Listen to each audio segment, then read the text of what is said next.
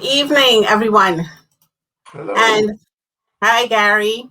Hi. Thanks. Just want to tell everybody thanks for joining Breakthrough to Success for episode 2 of the Empowered Interviewee. And if you're viewing for the first time, I am Amanda Edwin, educator, empowerment coach, and the administrator for Breakthrough to Success. If you haven't followed my page yet, I invite you to click that like button and, for updates on new live streams or any other new projects. Now, this evening, my co-host Gary Montoute and I will be sharing some tips, tools, strategies, for you to master the interview process. This is part 1 of the topic, so make sure you join in next week for part 2. And today we would start off with a land acknowledgement, followed by a recap of last week's episode. And then we will dive right into this week's discussion on preparing for the interview. Once again, thanks for joining. Feel free to leave comments and we will respond to them throughout the broadcast. We acknowledge that the land on which we gather today is the traditional territory of the Haudenosaunee, Anishinaabe, and neutral people. We acknowledge the enduring presence of the indigenous people with whom we share this land today, their achievements and their contributions to our community. We offer this acknowledgement as an act of reconciliation between indigenous and non-indigenous peoples of Canada. All right, Gary. All right. So I'm so excited because we have another packed episode with so much valuable information. 1 hour is not enough. I know it's not enough. So how about if we just do a recap of last week? Yeah. You want to just do something quickly so they get an idea of what we did last week flowing into this episode.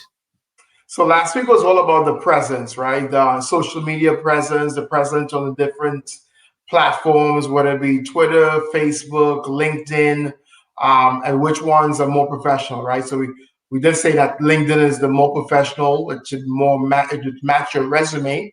So, and a lot of people these days, a lot of companies, managers are going to LinkedIn to see, to get a little bit more what the references are, who's endorsing you, what companies you're following, different things like that. And be very, very careful about your social media presence, right? The what you're putting out there, what pictures you're taking, your stances on particular issues, whether economic issues, political issues, religious issues. Just understand wherever you want to stand, there might be a potential bias, right? There might be unconscious bias going on in when people look at you. So let's be aware of that.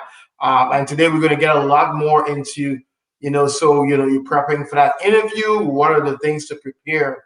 Because you're about to get that call. All right. Okay. So I prepared a little slide for us tonight just to add some visual, for us. I'm just going to pop that onto the screen, Gary, so we can start looking at the different things that we would like an individual to know going into that particular interview. So we've outlined 6 items or 6 tasks that you need to do. So here we go. Oops, I need to go back here. Okay, so this is how to master the interview and the interview preparation. Right. And as the old saying goes of Benjamin Franklin, if you fail to plan, you plan to fail. This is one of the mantras that I use. I don't go to anything without planning and being fully prepared for it, whether it's my classroom, whether it's a courtroom, wherever I am, wherever I'm going, I plan. I kind of over prepare sometimes, but I think that's not such a bad thing. It's so funny because I learned that actually in Cub Scouts. If you fail to prepare to fail. Right. And the Scouts motto is always be prepared. Be prepared. So. I remember that. All right. So let's look at the to-do list before the interview. So number 1, one of the very first things, you get that call, you sent out your resume, you get that call for the company XYZ is calling you in. The first thing you should be doing before you go to that interview is researching the company. And when I say research the company, I'm talking about go up on their website and look for the vision and the mission, see what their value statements are. You may get an idea of the culture of the company, from their website. Fiscal trends, because you want to know how much money this company actually makes. And that is public knowledge for most corporations and companies out there. Mm-hmm. And of course, you want to know the longevity of the company. How long has this company been around? Is it one of those that is a startup? It hasn't been around for 40 years, and depends on what you're looking for. For me, when I'm looking for a company, I'm looking for longevity. But that means stability to me. What do you think about that, Gary? What is that? What do you think about that? Yeah, in terms of, it depends on where you are in your career. We were talking to Amanda about um, second careers, right? So Mm-hmm. a lot of people in second careers, will dive deeper into longevity. They may, depending on the age and stuff like that, they may not want to. They think it may be very risky to go into a startup company, right? Mm-hmm. As opposed to someone that probably approaching retirement in 20 years or 30 years or whatever it is, they may, take that risk and look into a startup. The other thing about researching a company with media out there, so going onto Instagram and following, looking out for that company, right? So follow them, and you go into their pictures. You can see the culture, what Mm-hmm. the food days, the different missions they follow, the different food drives they might. There's a lot of media presence, even on Facebook. So this is where you're using that social media from last week we're talking about. On Mm-hmm. LinkedIn, usually there's the hashtag and there's the following, the trending of these companies. Start doing it. I remember at one time this particular entertainment company, Mm-hmm. one of the workers said, you know what? To probably get another foot in the door, go ahead, find them on Instagram, follow them. Right? That's They might right. check and see that. So yeah. So these are Get to some. know, yeah, you get to know more about them a lot of them are on social media, Yeah. and you can get to know a lot about them through there, see who's working there sometimes, learn their culture, etc. But yeah, Absolutely. Absolutely. this takes us into task number 2, Gary, and you can take away on this one, analyzing the job description. Right. So it's really common these days to have more than one resume, depending on what you're looking for. You may have gone to school for business. You may have had a concentration in marketing. You could look for a marketing job, you can look for a management job, directors, all these different things. So when you go and you look to and you see what that job description is about, what are they looking for? It's okay to tailor those things to your resume, especially if you have the skills, right? So you might call some items that might be on, like a little bit lower down, put it up, design the resume whereby those things will be called out early on. The technology they use these days to scan some of these resumes, it pulls out a lot of keywords, and those resumes kind of come to the forefront. So identify the keywords that they're looking for. They're looking for someone who's done marketing. Well, make sure you don't just say, you have a business degree concentration in marketing. That's okay to put stuff like that there. And make sure that when you look at a job description, you can speak to it. Before you sit in front of that person, whether virtually or at a table, you know exactly what job you're showing up for. In my career, I've people, deal with contractors. Sometimes people have come and they're like, say, so tell me about the job. And it's like, well, someone just said you're hiring. Do you know anything about Right. the job? Huh? No, I just know you guys are hiring. And so that might leave a bad taste for that interviewer's mouth, right? So empower yourself, like in task one, know about the company, and then now it's like know about the actual job. The What job are itself. Mm-hmm. what are the skills? And a quick gem I want to share on this. If you're in retail, right, and you want to go into customer service, it's the same thing. Retail is customer service, right? So understand how to use those words like that to understand. It means you, because That's you are right. a customer Mm-hmm. service professional, even though you've only done sales, right? And you know what? Just to jump in here, there customer service is an element of almost every single job out there. Yeah. People tend to think customer service is only retail or only selling, but no, it's everything. As a teacher, your customer service, because you're dealing with parents, you're serving the parents and the students. Right. Any job, doctors, you have customer service, dentists, everybody, you know. So it's not just in sales. Absolutely. And from a leadership perspective, if you have been in charge of anything, whether it be church or a soccer team, Mhm. or be in charge of the finances of a particular group, Girl Scouts or whatever it is, those are leadership things. So showcase some of those things. My son works, um, for this particular company, Mhm.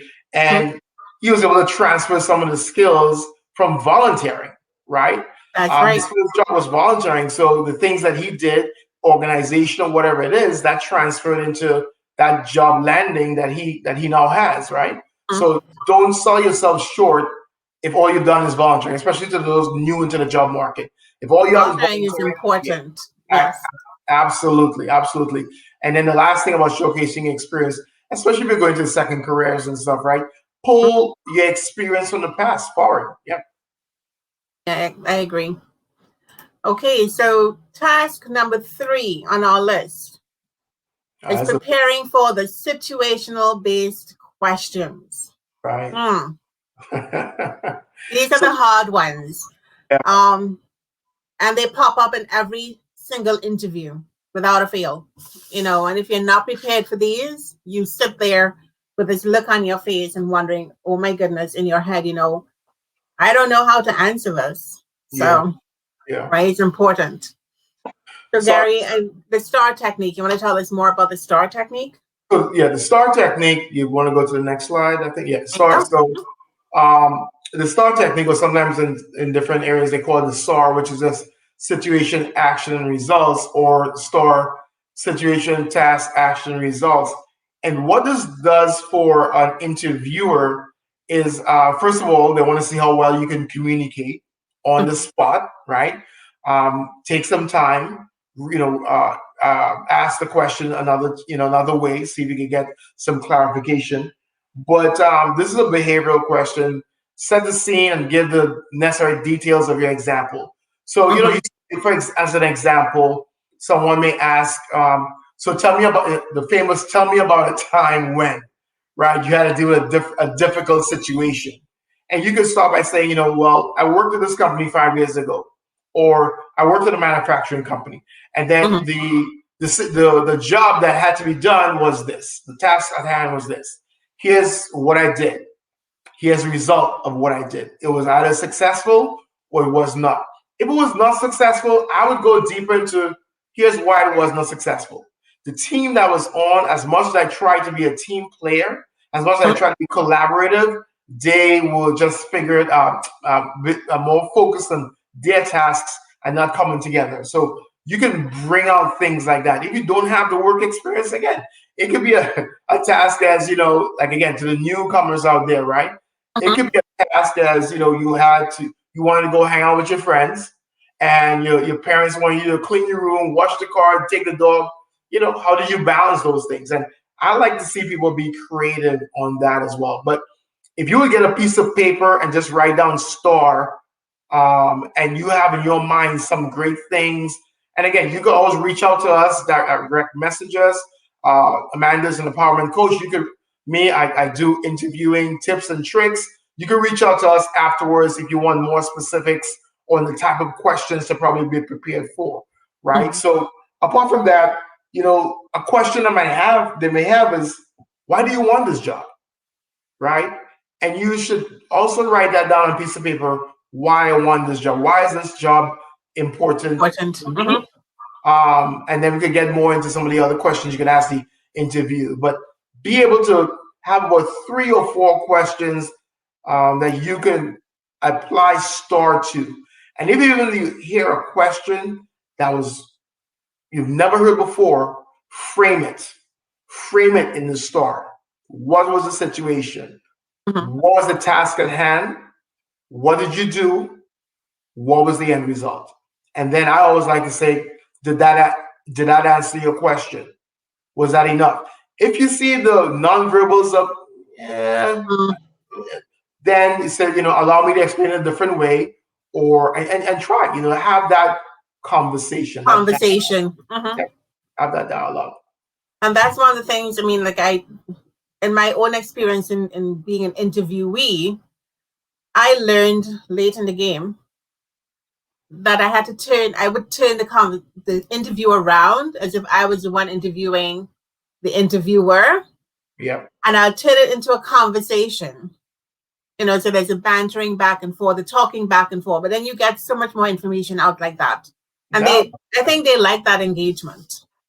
Yeah, because the store is a very stiff, stuffy part of the interview, because one, they can either talk and just continue talking and you never get another word in, Mhm. or it could be a situation where they're very succinct, they're very to the point, Mhm.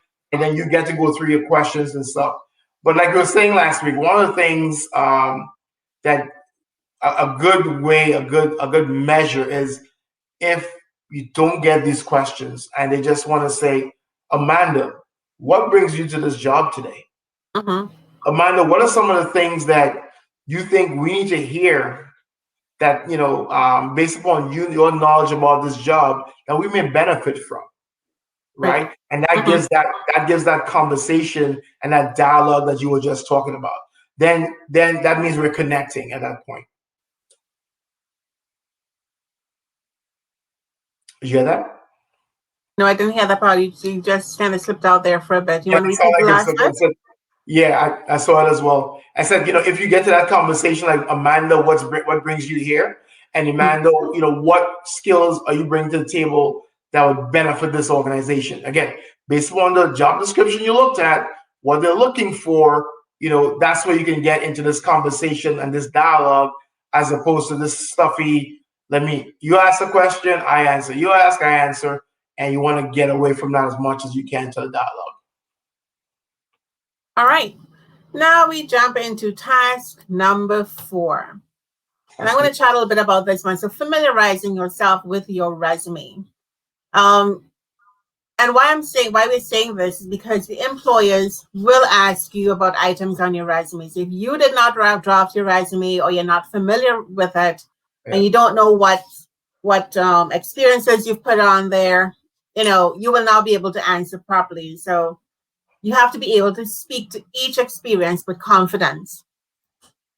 I mean, I've done interviews with people before, and I always have their resume in front of me, and I'm always checking off. And we would ask, normally it's a panel of myself and 2 other people, and we would ask about different experiences on their resume, and like, what will interest us. So, what did you know in your last job at this particular place? What were some of your best, skills that you brought forward, or give us a time if you did something in your last job, whatever, the goals that you accomplished or something like that.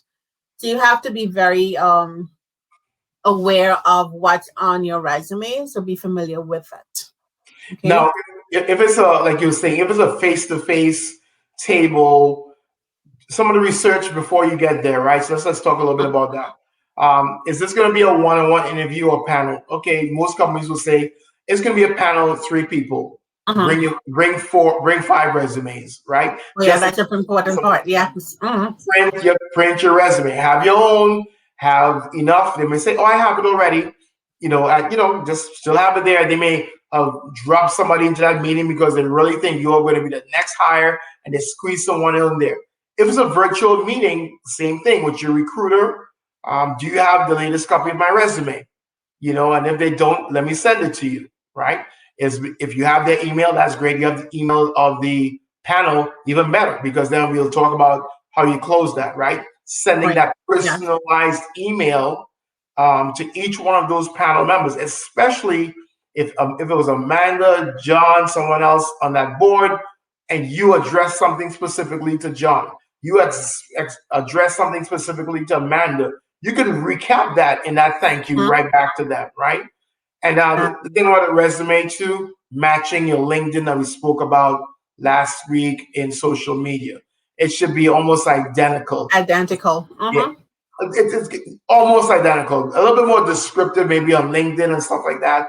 But it's a great place to, if you can't, the references is a great place to showcase your references And your and recommendations, absolutely. etc. Correct. And even for LinkedIn, going back to LinkedIn a bit and the resume, because sometimes when you do the resume, you're tailoring it for the job that you're applying for. Right.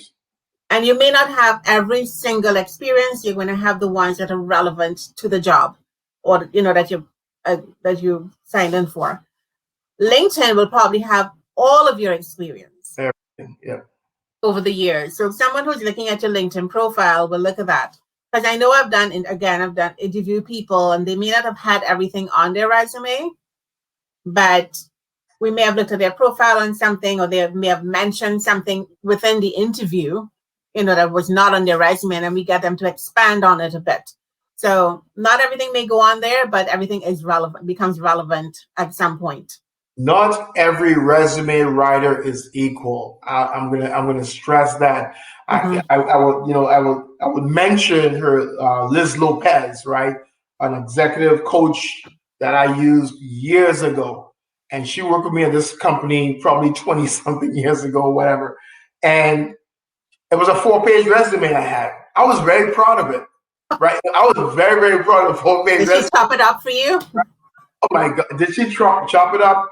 Listen, it went on a serious diet. It went on to 1 page. She said, Gary, I'm familiar. I've worked with you for so many years. This does not highlight the Gary Montoute that I know. And when she gave me that 1 page back, I was blown away. I was like, wow. Yeah.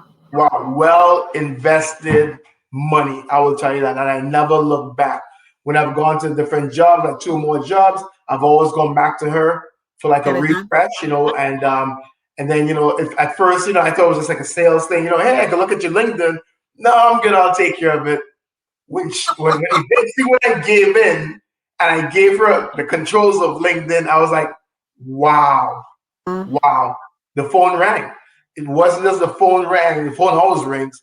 It's who is calling now. Who is calling you this time around? Imagine getting calls directly from CIOs, not recruiters, right? CIOs and senior managers. I want to talk to you. Mm-hmm. I don't usually do this, but I don't have much time, but I want to talk to you. And that's how I know when other people say, hey, I can do this to your resume. I'm good. My resume writer was on point because I know the different type of calls I got at that point in time. And if y'all anyone have any more information, y'all can DM me and I can get you in contact with Liz. Excellent. All right. So now task number 5. Familiarizing yourself with the interview location. Now, in our day and age, we're doing a lot of virtual online interviews, but they're still on one-off in person. And we will go back to in person, shortly, hopefully. Right. Know where you're going. If you're doing it in person, you're going to the company for this interview. Know where you're going. Maybe take a drive past the day before, a couple days before, see how far it is from where you are. Know the location. At the time of the interview. At the time of the interview. Right? At that time, because remember, your interview might be 4:00 on a Tuesday. If you go Sunday 4:00 taking that drive, the time, the traffic factor, right? That's a very good point. I didn't even think about that. So the traffic, depending on where you're going, so that on the day of the interview, you leave on, how long it's going to take you to get there. You leave home on time. You get to the interview, 10, 15 minutes before, and you're relaxed. You're not, agitated that you can't find the place. You can't find parking. Oh, I know that will actually stress you out more than you should be stressed out. Yeah, and do yourself an honest favor, right? Have you ever seen that? You ever had that situation, Amanda, where someone shows up late, legitimately late, right? Traffic, and they say, "Oh, the traffic."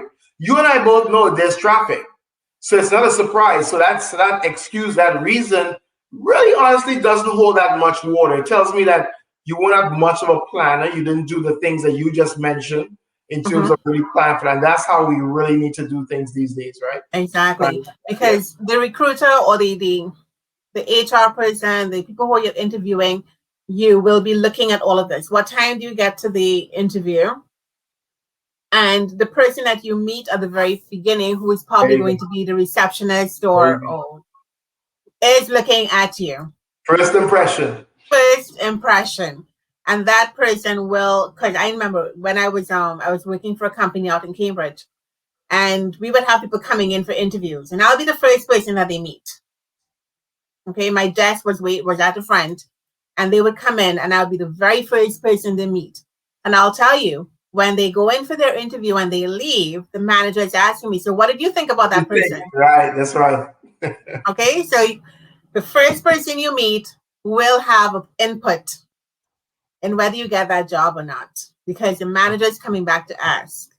You Yep. know, Yeah, so absolutely, so absolutely. be early, know where you're going, arrive on time, and just be prepared. When it comes to online and virtual meetings, which is what we do now I'm doing for these days. a lot of things, Mhm. um, you need to know the platform. Are they using Zoom? Are they using Microsoft Teams? Are they using Skype? Most corporations and companies will be using Microsoft Teams because I think there's a whole thing about security is far more secure than Correct. Zoom, so they go that way. Do you have the app or the software on your laptop or your desktop or your phone?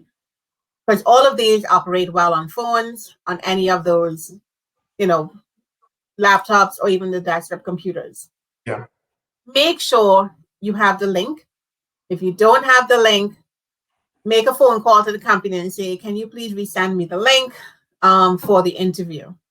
And a couple days before, please try working it out, going up on Zoom or going up on Teams, and make sure it's working and that you have proper Wi-Fi internet or whatever internet that you're using, so you don't cut off in the middle of the interview. You don't want that happening. All right. So a couple of pointers on that to um, have a buddy. The same way you have a buddy to do some test questions with an interviewing. Hey, quiz me on this. Do that test Zoom with someone, a That's live correct. person, right? Hey, how do I look? Is my head too shine? I mean, Amanda and I do that every call, right? Amanda, how is my shine today, right? What are you seeing in the back of me? See, Yes. exactly right. You know, we do right. We do that, right? So even as professionals, we do that. So don't be afraid to do that. People are just, I called one of my supervisors the other day and said, "Hey, do you see?" He's like, "Your ceiling is showing." He's like, "You want to bring?" I was like, "Okay, thank you." Different things like that, and that was I that know. camera, right? So that's good. Like, And you're going to it's talk about true. background. A few weeks ago, my niece did that. She had an online interview, and she had never done an online interview before. This was her first time. It was her first time using. I think they use Microsoft Teams. Yeah. So she had to download it and everything. So she called us, and she called my husband, and she said, "Can you walk through this with me?" I think her interview was the following day. So she called us the night before. "Can you walk me through this and make sure I can get on and, that I know how to operate the system before my interview tomorrow?" And we did that with her, so she was more comfortable going on to Teams the following day for her Right. interview. So you're right. Having that buddy, find someone who will help you to do the logging in and, make sure you look okay. Amanda, And can we talk? Can we talk about backgrounds? Like, yes, let's we can. We can. so I'll take it. So in my career, I've interviewed straight out of college, um, straight out of high school, right? And in this day and age, with the virtual, the backgrounds are important, right? If you have one of those high game chairs, and I mean, sometimes depending on the interview, I'll be like, "Turn, oh, that's the game chair you have," that's the things. But if you're in your bedroom, again, because not everybody has the opportunity to have an Laptop. office, you know, if it's a young work, when I say young worker, someone that has never worked before, be mindful of your bed, right? Don't just throw a sheet over it and the pillow is like in the middle and stuff like that. Be mindful because it talks about organization. It speaks to that. It Mm-hmm. speaks about you care and folks, right? I'm wearing a jacket and shirt today. I specifically did not wear a tie because, again, there's some flex in a lot of these virtual meetings to Mm-hmm. not wear a tie, but you can wear a jacket and a shirt, and nobody who cares what type of slacks or shoes you have on or don't have on, right? Make You sure on the top up you're looking good. exactly that's tightened up. But what's in the background, who's in the background. It's also okay to say, you know what, I just want to share that I'm working from home now, and there are 3 people working from home, plus we have 2 dogs. So please forgive me if you hear barking or meowing or Correct. somebody screaming because they just died in a Mhm. game, right? It's okay to say things like that. They'll appreciate it, right? I So think so. I mean, I had a meeting about a month, or maybe about 2 months ago. The time goes by so quickly. With an MP right here in town, and we had a 3-way meeting. And she told us on the very start, my kids are here, so don't be surprised if they pop into the video, right? And one did, right? yeah, But we yeah. were prepared for it. We were okay with it, you know. So That's the it integration. happens. Yes, that's the integration we have now. And we can't be so, my word, stuck up in that, oh, wow, you didn't have the perfect. No, just explain it, build that rapport, and just be clear about it, right? Not everyone has an office. And again, the last thing I know we stayed in this one a little bit longer. The last thing I want to mention on this, Amanda, is have a backup. So if Amanda was, I don't know, 5 minutes away from me and I have an interview today, and something happened with my system, I would have checked with her. Hey, Right. Mandy, please, if you have a backup laptop, or can I just run over there in case anything happens? Happens. That's something as Mm. well. Yeah. And like I said, I mean, most smartphones now will have, you can download all of the video apps now onto your phones. So phone can be a good backup. Make sure it's properly charged. If your laptop decides to, do an update in the middle of your interview, which is Right. possible. And it happens, Yes. it Yes. happens. But you just have to be prepared and have that backup, as you said. Right. I just wanted to say again, if there's any more information that we're giving nuggets and gems, right, and little tidbits. This is not. There's so much. Like I said, we So could much do more. this so much more. So please feel free to reach out to us, drop your comments, etc., and we'll be more than happy to get back in touch with you, set up appointments, etc. Awesome. All right. So now we're going to go into task number 6. And Gary, this is your jam. This is me. This is all me. This All is you right. preparing questions to ask the interviewer. This is what this whole series is about: the empowered interviewee. Right. This is whereby you don't sit in a. This is not a good interview. I'm just gonna say. They ask all the questions and they say, "Do you have any questions to ask us?" No, I think everybody's been nice around here. I'm good. Mm-mm-mm. You might get a job, but there's a high probability there's someone else that's going to come and be like, they say, "Do you have any more questions?" Actually, I do, and they might flip up a book, right? But some of the top questions, is this a new role that you guys are hiring, right? That's something I like to ask. Is it a new role? If it is a new role, what are some of the expectations you have in the first 30, 60, or 90 days? Let them answer. Take some notes, right? Another thing is, if this is not a new role, what happened to the last person in this role if you're able to share? Well, they went into greener pastures is an answer they might give. Or they may like, oh, that person got promoted. Okay, great. So then you understand. So you'll promote a lot within. You tag on different things like that. You have that conversation. Another question would be, I'm trying to understand the culture here. I saw some stuff on the website. I saw some stuff on Instagram, Facebook. But in terms of like performance, how will I know that I'm hitting the target? Right? How will I know that I've been successful after 30 days, 69? What's your review period? Is it every 6 months, 3 months, quarterly? They say, well, we do it once a year. That will tell you it's a very not necessarily it could be two things. It could be a very trusting culture that they wait until the end of the year, or they're so tied up with everything else, it's not a really well-defined performance management process, right? So you want to take that note and be like, you know what? I can't wait to find out 12 months from now that I didn't hit the target that I believed I was hitting it month 1 to month And 10. then, yeah. Everybody is smiling. Everybody's like, hey, good job on this, good job on this. And then you get to the end and you're either barely meeting expectations or something because that individual or the organization not set in that way whereby you get that real-time feedback to know. Real-time feedback to me means if you send me something, Amanda, I'm going to send something back to you like, Amanda, thanks for the feedback you gave me. So if I understand correctly, I've done this well. I'm going to throw that right back to you. So I digress a little bit, but yeah. Go ahead. I mean, it's important to ask questions. Like one of the questions I would ask, to get the sense of culture would be, okay, if I were to get this job, what would a typical day for me look like? What would I be expected to do? What does the day look like? And generally you get an answer. They will tell you. So you have an idea. And one of the reasons why we're asking these questions is we want to know, is this company a right fit for me or for you? That's right. As the interviewee. So you are now interviewing the interviewer, trying to get a sense of, is this right for me? And again, I'll give an example of my relative a few weeks ago, the same one with the video. Yeah. She did the interview, and after the interview, she did not feel she didn't feel comfortable during the interview because she realized, okay, no, this is not for me.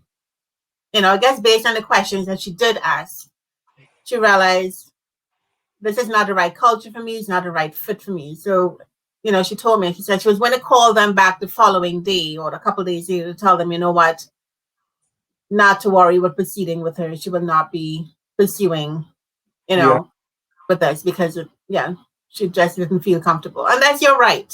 Yeah. And this is the reasoning for an interview as well. So the interviewer is looking to make sure that you are right fit for them, and you are looking to see if you are right fit for the company. Exactly. So it's a two-way street here. Yeah. Okay. And the other thing, just to dovetail add on to that is it's very hard to hear this, but we all want to have a job to really take care of our family, different things like that. But rather have a job in good health than take a bad job and then your health just goes in the opposite direction. You have to take a lot of time off for your health and whatnot, right? I worked with some very good companies that health was such a big part of it that they created these apps to track your progress and your steps and different things. You get awarded points, based on that. They encourage you, like every 15 minutes, go for a walk somewhere. And there was competitions around it, right? So and they realized that as people became more active, their need for taking time off decreased, right? And which is a good thing because stress was reduced, right? The standing, the stretching, the breathing, it was reduced. The other thing too about not taking that job, sometimes you may have to take a job that you don't really want, but the lights on, right? I worked Uber one time. In between jobs, I worked Uber one time to be able to have gas to go on interviews, right?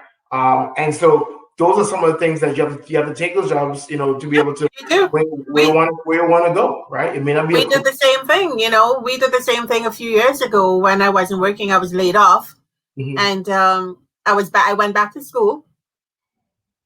At 30 something, almost 40 years old, I went back to school and did another year of study. But during that time, we did what we had to do. So we were designated drivers for almost 2 years. Yeah. We did a designated driver job late in the evenings into night. Yeah. But it was an income and it supported our family. Yes, my husband worked. Okay, he worked full time. I was studying full time, and we were doing this on the side to supplement the income until I was able to work full time. So there are honest jobs out there that people can do to make up the time, just get to those interviews until you get to that job that you want to get to. So I hear you, Gary. We're on the same page here. Absolutely. I had a friend of mine making a lot of money, but he had a lot. He had about, let's just say, about $30,000 in debt. Right, might be small to a lot of people. And he went and he would work probably until 5 o'clock and take a shower, be with his family, and he go work a pizza. He go the what do you call it, the driver for the pizza place. He did it for 6 months and was able to knock things down almost half his Right. debt. Right, so there's different things that people do out there that we can do, no matter your career, means to an end, right? So, It so those, is. yeah. So even though you don't get this job, or this job is not the right one for you, another one is going to come. You just prepare, you keep sending those resumes out, and you're going to keep preparing for them, and the right one will come along. Yeah. So just to tie up ends here, Gary, so we just want to go to the checklist again, in terms of the 6 tasks on the to-do list before the interview. So 1, make sure you research the company, okay? Analyze that job description, make sure you know it inside out, the keywords, things that you're looking for, the skills that they want, the requirements. Prepare for the situational based questions, which pop up quite often in interviews, the behavioral questions, as they call them. Also familiarize yourself with your resume, because those questions, some questions will come right out of your resume for you to speak to.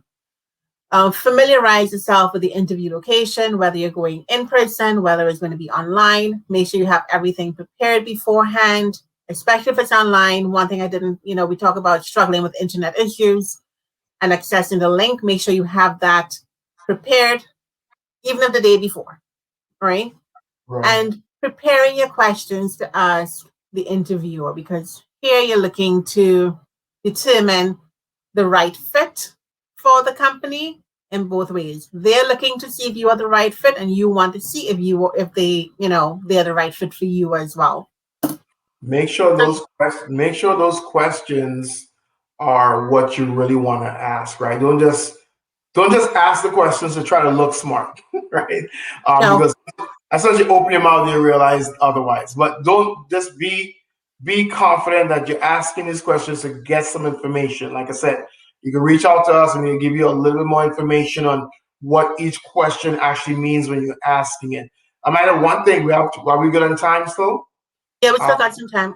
Yeah. The one thing I wanted to mention, and for those second careers, looking to get back on their feet and stuff like that. So, and we love to give our personal experiences, right? So I was not working. I was laid off like Amanda at one point in time. And I didn't have a good suit, right? So I went to a Goodwill. I went to Goodwill and I found a nice Hugo Boss suit for $8. Suit for $8, right? And I kept that joker for years because I was like my power suit. When I got the job. I was like, you know what? I'm gonna keep telling this story. I got my suit from a Goodwill. And again, if you don't have for a guy, right? If you don't have a jacket or tie, or whatever, you can borrow one. Ask a friend, right? For things like that.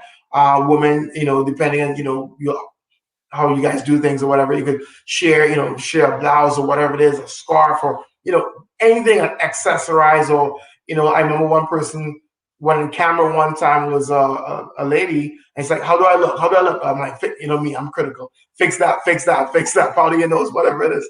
But being able to have that buddy, that partner that can help you in these tough times as well. You don't have to go buy a new suit or new wardrobe now. Nothing like that.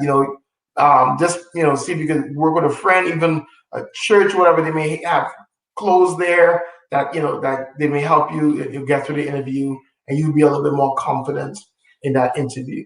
I know it depends on where you're having the interview as well. Where you're meeting. We had an interview recently, and I'm going to talk about it because he came really nicely dressed, and red shoes. Red shoes is what caught all of us.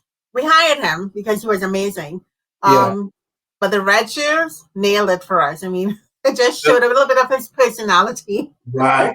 He said red shoes. So some places you can get away with that, depending on where you who the employer is. You can ask a right? friend of mine. I used to have these wine-colored shoes, and he'd always say, "Gee, you have the wine." I said, "Absolutely." I kept them for years. So again, all of it makes you who you are. It brings out your personality as well. So I have a comment here from Holy, Pauline. I'm going to show on here. So Pauline is saying, I believe in doing a dry run to the place so that I know where I'm going on the day of the interview. And right? she's right. I Yeah, did that I've done that before. I make sure I had an interview at some law firm out in Cambridge. And yeah, I made sure, because I looked it up on Google, and I said, well, I don't know. So I drove past the place, and there wasn't actually a name on the building, which was like a house. And yeah, this is yeah. weird. Am I in the right place? But I was. So I knew where I was going. So the day of the interview, I was able to drive there without, you know, Being fidgeting flustered. around and looking and searching. I drove right into the parking lot, pulled up, walked in for my interview. You Exactly. know, And so a that's good all thing, part of building your confidence too and yeah. empowering yourself. And a good thing is going even further into the parking lot and see exactly where the visitor. How many times have you circled around trying to find, okay, where do the visitors park, right? Some places don't have it well labeled, Yeah. right, identified. So where are we going to park? Next thing you know, you park all the way down this way. You have a suit on. You walk in. By the time you get to the front desk, you're frustrated. You're flustered. That first impression, you just look sweaty, flustered, and okay. So help yourself out a little bit, and even have somebody tag along with you. Go treat them to breakfast or lunch after for this. That Video. works too. Why not? Yeah, It uh, helps keep you calm yeah, it and helps help keep with the you calm. anxiety. You can practice. Okay, you can practice on the drive there and stuff like that. Um, so those are some of the tips that I like to use in terms of preparing. Because in the job that I do in the day, I teach adults, and we do preparation with them for interviews. So they're all preparing. They're all adults going back to a second career, Yeah, most of yeah, them. And they haven't done interviews in 20 years, some of them. So we actually do a lot of interview prep, with them one-on-one to get them, more confident about what they're going into. Okay, because it can be a very nerve-wracking experience if you're not prepared for an interview that you've probably, you haven't done before. yeah, yeah. So yeah, There, there, it there's takes a lot the, of time and practice and planning. there's the demographic of those who've never worked before, and then there's the demographic of those coming back into the workforce, and then there's the demographic of military, right, coming back into civilian lifestyle. And I like to work with those as well, right? And I have people on my team that are like that in terms of it's very very rigid, but I love to work and say, okay, this is a different way. Now you have the opportunity to give a different type of feedback. Uh, Mm-hmm. and so forth. And then with the youth, depending on, they want to get into marketing and the red shoes, the shirt outside, the jeans or whatever, a jacket. There's different ways you can have a style.